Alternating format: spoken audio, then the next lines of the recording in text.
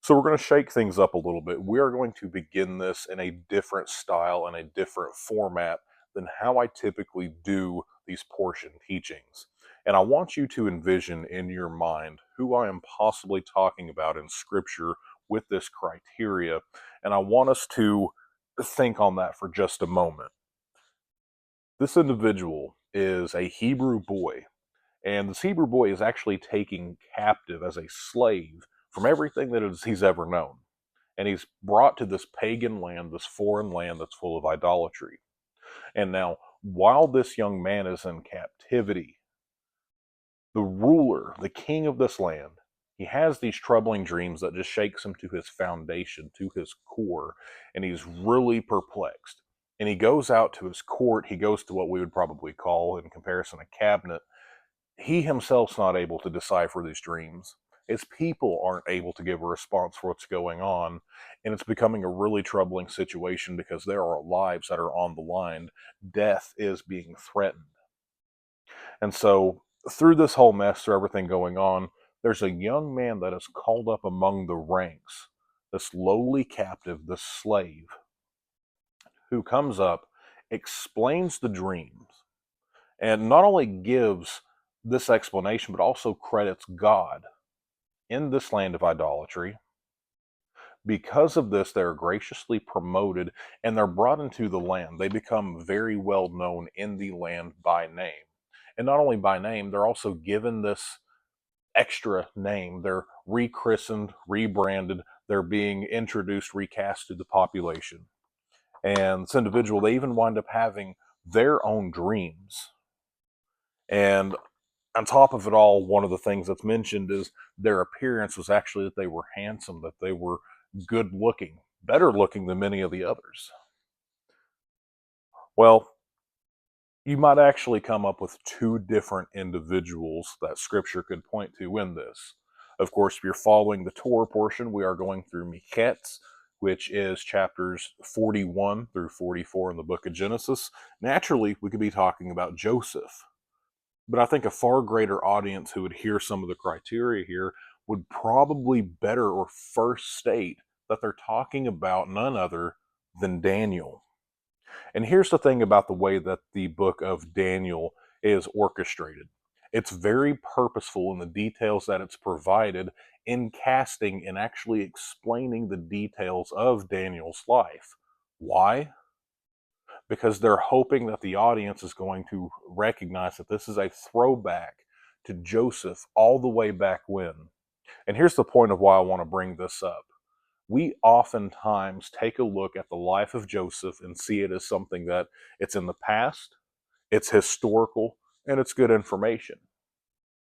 But we take the story of Daniel, and while it was something that happened before, obviously, the Gospels, we view it not only historically, but we view it as prophecy. Why? Because it's prophecy. It makes absolute sense why we would do that. But what I'm trying to get at here is this. We give reference to Daniel being prophecy, but the whole staging and framework of what happened in his life and the details that are given are based in that of Joseph. And my argument for this is that we should also give that type of luster, that grandeur, that everything there comes from Joseph. We should not view the life of Joseph as something purely, strictly, only historical. But Joseph's life and the details that are given are just as prophetic as what Daniel are. The whole story on the back half of Joseph's life after he goes to be a slave and he's promoted to the land, it's about concealment. He is who he is, though people don't recognize who he is, not even his own brethren, these 13 to 20 years later. And another thing, and I feel another fact about the life of Joseph is it's concealed, that it is very prophetic towards the end times. And how appropriate is it that Miketz, this Torah portion, the name of this Torah portion, Miketz, means at the end. And so without any further ado, let's go ahead and jump into the text. Let's see what we can find in this Torah portion that's worth holding a bit of excitement, that's worth holding a bit of a conversation.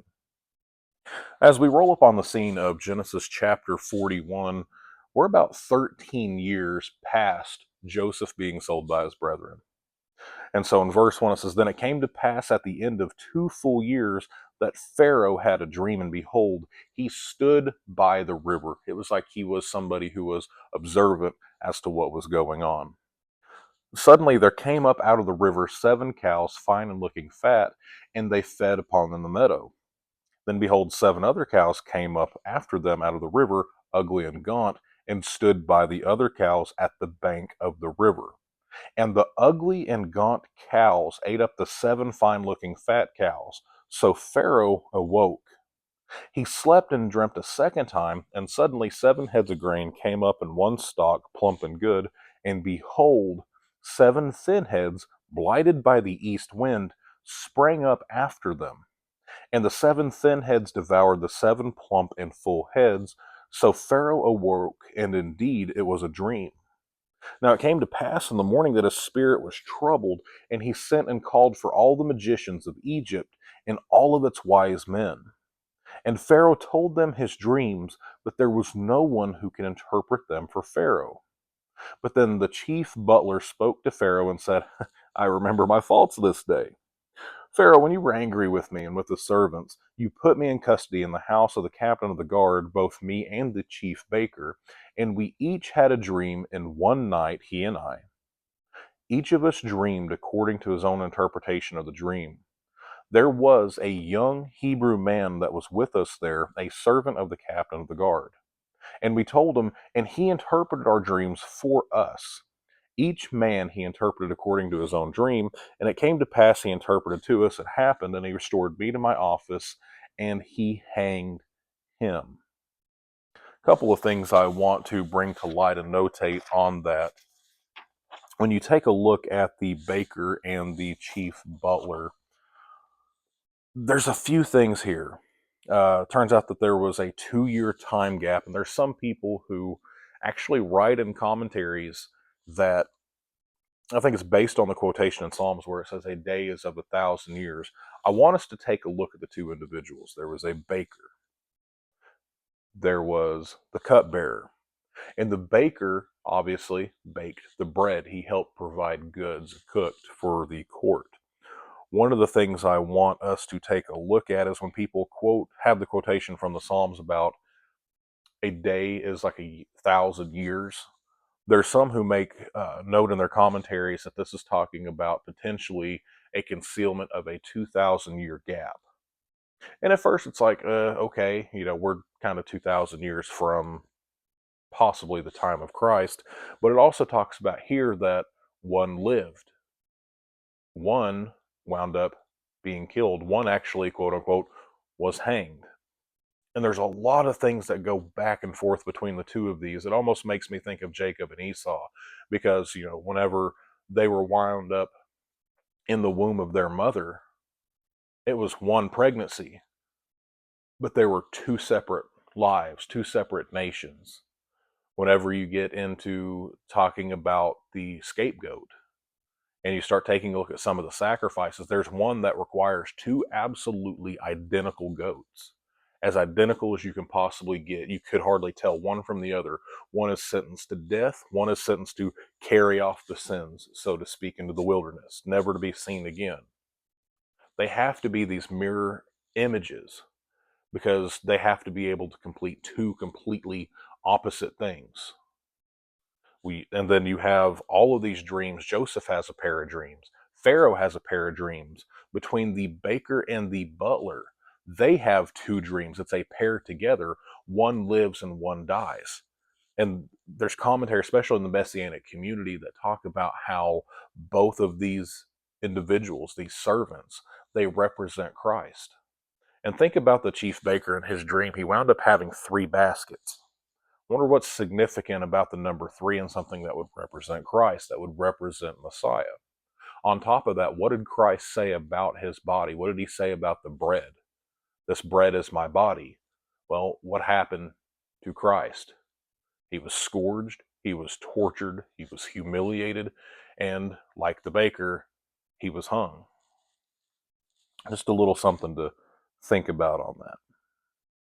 And it says, the Pharaoh sent and called for Joseph, and they brought him quickly up from the dungeon, and he shaved, changed into his clothing, and came to Pharaoh. And Pharaoh said to Joseph, I've had a dream, there's no one who can interpret it. And Joseph said to Pharaoh, it is not in me, but God will give Pharaoh an answer of peace. Then Pharaoh said to Joseph, behold, in my dream I stood on the bank, and suddenly 7 cows came up from the river. And pretty much it's the same thing I had said. The verbiage is a little bit different. But I want you to think in the perspective of Joseph as he is hearing this story. And there's a little bit of a difference in hearing this in English as compared to reading this from the scrolls in Hebrew. And I want us to recall in the dream of the cattle, in the description that is given to the cattle, you have one that is gaunt looking, you have one that is faint, it's not as favored, it's weaker. Then you also have the one that is plump, the first one that is very well taken care of, very well put together. It gets the blue ribbon at the county fair. But it talks about how these gaunt cow, or this gaunt looking, would come up and it would overtake the good looking one, and nobody would be able to recall or remember the good looking one because all that was left was the gaunt cows. Why do I make reference to this? Because as Joseph is listening to this story as a bystander of this dream, there is verbiage and there is description that is given to these cattle, that the last place these same words are being used that he would hear, it would be in the very description of the mothers of the tribes of Israel, a couple of the mothers, Rachel and Leah. And of course, it talks about how one of them had beautiful eyes, the other one had weak eyes. And I want you to think that if Joseph is able to make this connection, that the same description given to the cattle is the same verbiage that is given to the moms and cattle both. Think about why Joseph's even here in Egypt to begin with. It was because he got a knife in his back from his brothers, the ones who were considered the weaker ones, the children of the weaker one, Leah. Many of them were, Bilhah, Zilpah, Leah. Who were the favored children? Who was the favored wife? The favored wife was Rachel. Who were the favored sons? Benjamin and Joseph. And here we're going to find that there exists a problem. Because in this dream, what happens? The weaker ones, the secondary, are going to get rid of the stronger ones. What happened in the case of Joseph? Joseph was erased from the land of living, so to speak, and nobody knows where he's at as far as Jacob's concerned. As far as Jacob's concerned, Joseph's gone. Joseph's dead. And so as Joseph would be hearing this dream, he would be thinking about his own personal situation. That's going to play a little bit of a factor in the coming chapters in this portion. And so whenever we jump down to verse 25, Joseph said to Pharaoh, the dreams of Pharaoh are one. God has shown Pharaoh what he is about to do. 7 good cows are 7 years, and the 7 good heads are 7 years. Dreams are one. Then the thin and ugly cows which came up are 7 years, as well as the blighted east wind. And it talks about there's going to be a famine. And of course, Joseph talks about how it's going to be an absolute unprecedented boom that nobody has ever seen before, that it's going to be a great time to be alive because everything is going to be the feast of feasts. We're going to be able to have so much, it's going to be unbelievable. But it's going to be followed by 7 years so thin and so lean that nobody's even going to remember how good the times were before because we are left so destitute, so hungry, and so poor that death's knocking on the door. And so Joseph gives this advice. Let's go ahead and gather all the food. Let's create storehouses so that way we are able to endure. We know what's going to happen. Let's make a plan. Let's take care of this as best we are able to within our abilities. And it says the advice was good in the eyes of Pharaoh and in the eyes of all the servants. And he's blown away, Pharaoh is. Can we find such a one as this in a man whom is in him is the Spirit of God? Then Pharaoh said to Joseph, inasmuch as God has shown you all this, there is no one as discerning and as wise as you. He's getting praise. And now he is about to be introduced to the Egyptian populace as somebody rechristened, rebranded, who has another name. And I want to bring to your attention in verse 46, Joseph was 30 years old when he stood before Pharaoh, king of Egypt, and Joseph went out from the presence of Pharaoh and went throughout all the land of Egypt. Talking about mirror images, talking about typologies, about how one is like the other.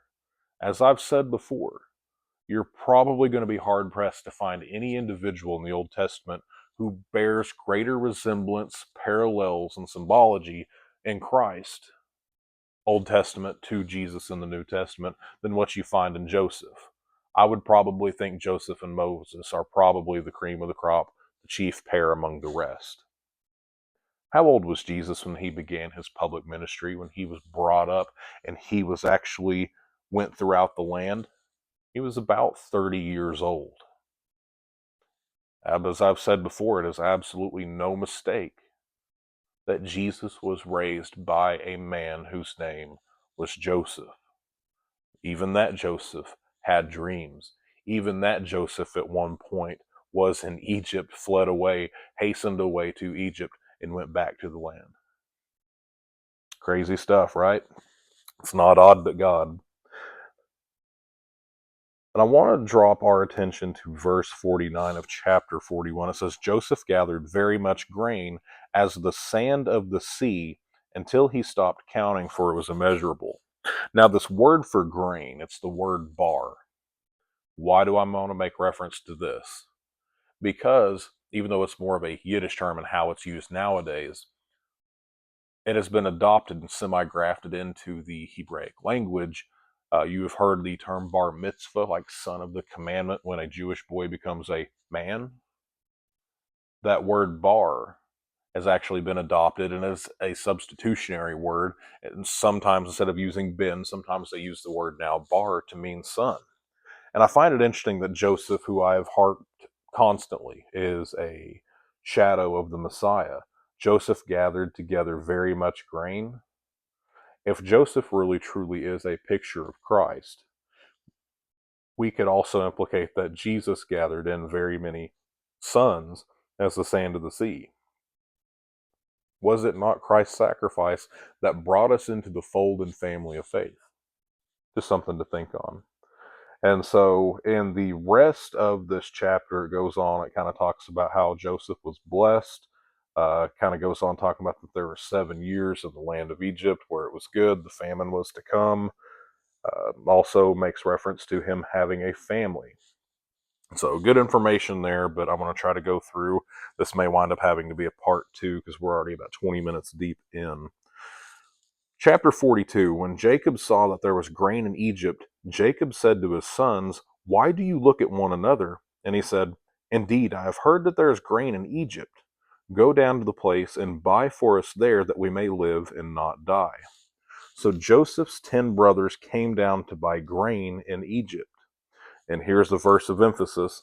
But Jacob did not send Joseph's brothers Benjamin with his brothers, for he said, lest some calamity befall him. Keep in mind, in the mind of Jacob, Benjamin is holy. He's consecrated, he's sanctified, he is set aside. And going back to the dreams, talking about there was the healthy looking cow, the beautiful cow, the one that had the favor, call it blue ribbon.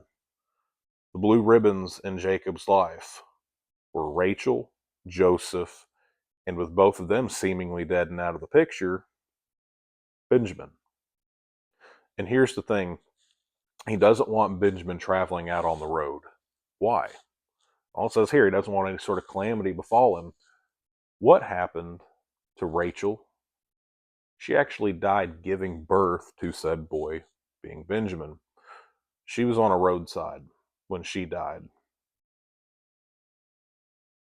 When it came to Joseph in the mind of Jacob, he sent him out to his brothers to go give an examination, to go give a report on the brothers.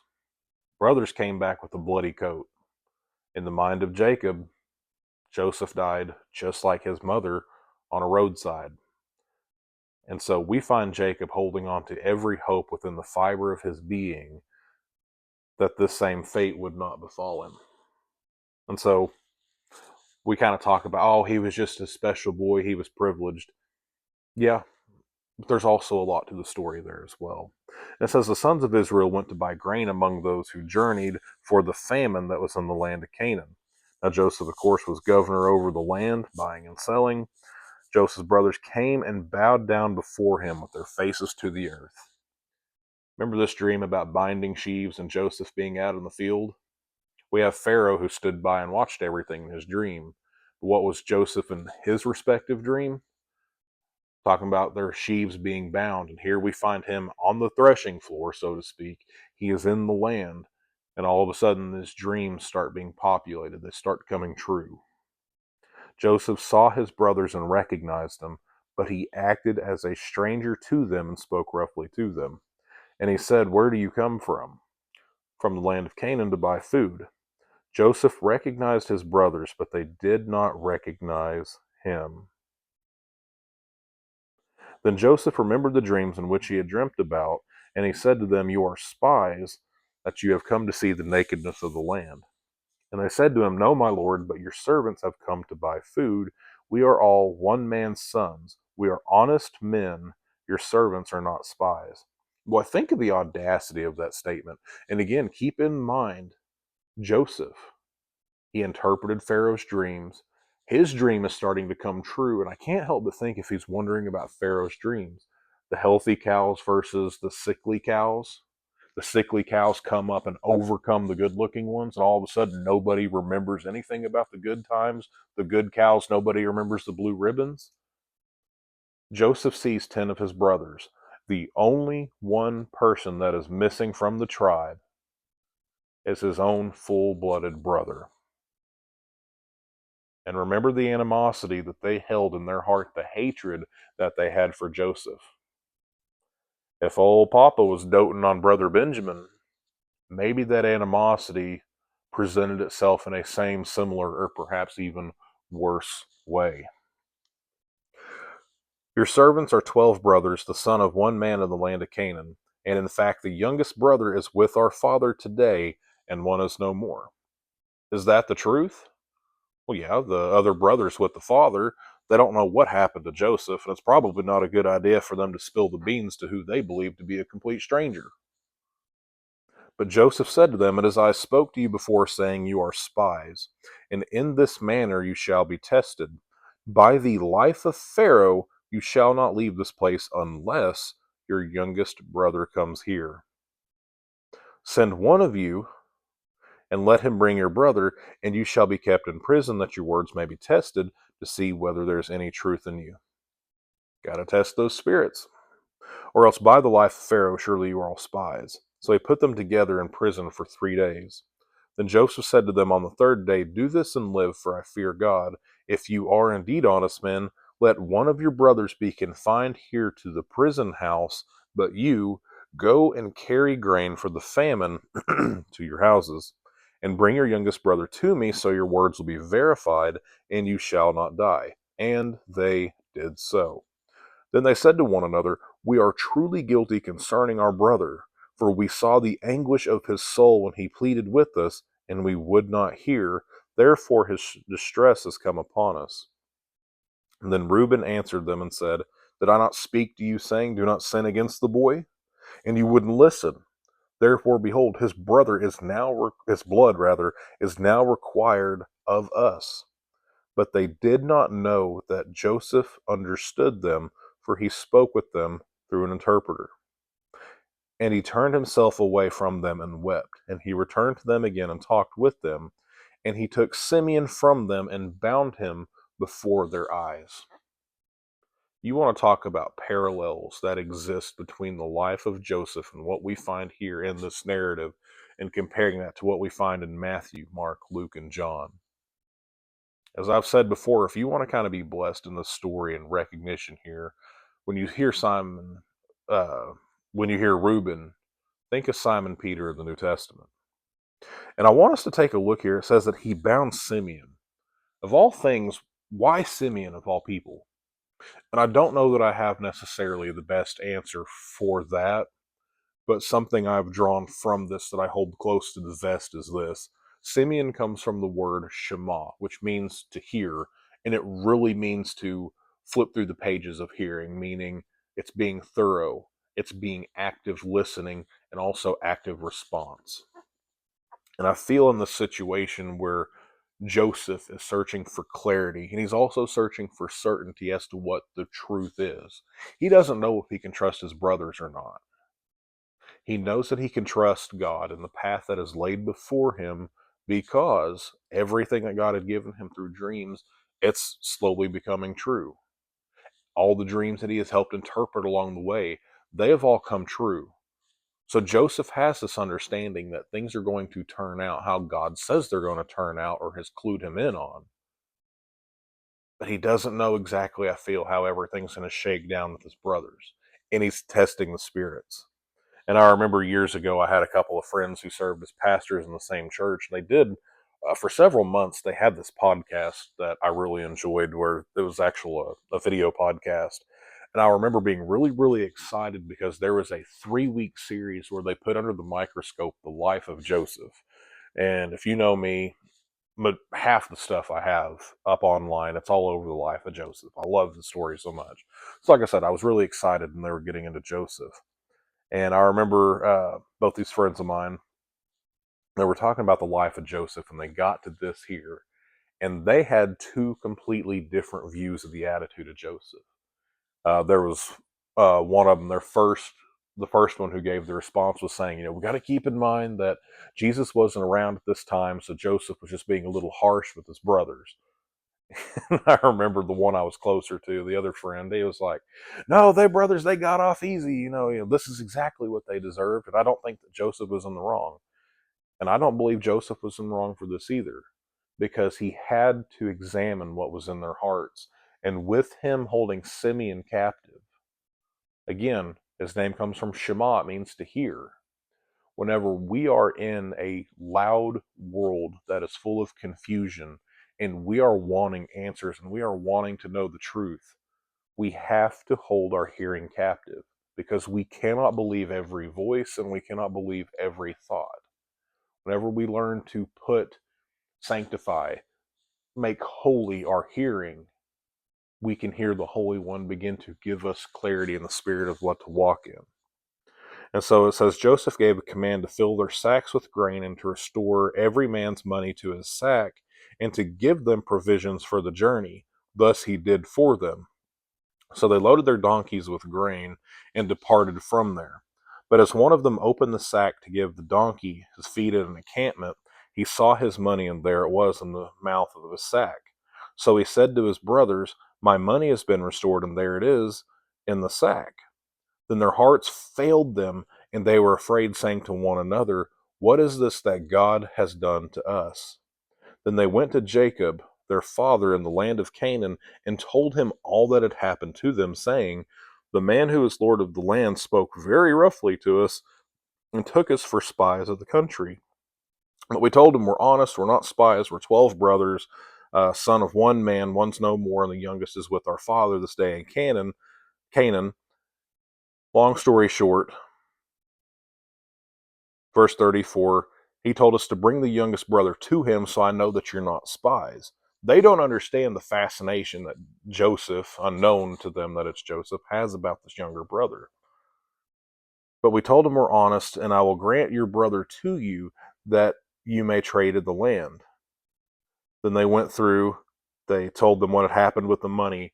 Everything looks absolutely doom and gloom, and it looks like there is absolutely no way at all for them to come through this unscathed, untouched. Somebody's going to prison. Somebody's going to stay in prison. People might die. Jacob is vexed about the whole situation, and it's just looking very glib.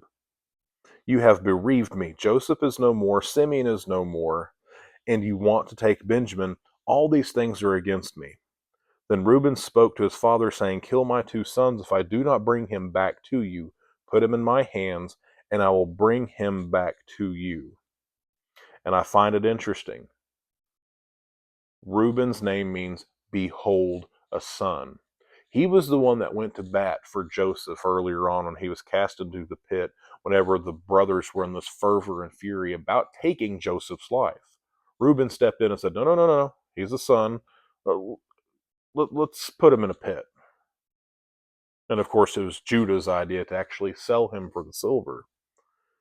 And we find Reuben again trying to rectify the situation, try to put everybody in a better or proper place, trying to make right. And I am taking a look at the time right now. We are 30 minutes deep, so I'm going to go ahead and close this here, and then we're going to have a part 2 on Genesis 43 and 44. It's going to be a little bit shorter, but thank you for your time. Be blessed.